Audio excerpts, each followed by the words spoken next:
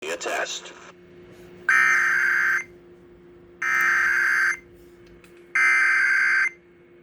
The National Weather Service in Chicago has issued a tornado warning for central Jasper County in northwestern Indiana until 11:15 a.m.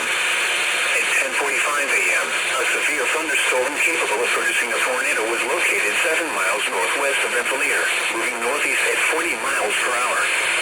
Hazard: tornado. Source: radar indicated location.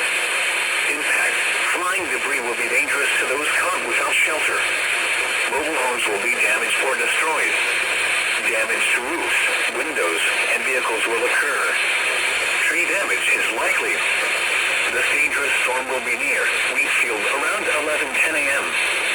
Other locations impacted by this tornadic thunderstorm include Park. Take cover now. Move to a basement or an interior room on the lowest floor of a sturdy building. Avoid windows. If you are outdoors, in a mobile home, or in a vehicle, move to the closest substantial shelter and protect yourself from flying debris.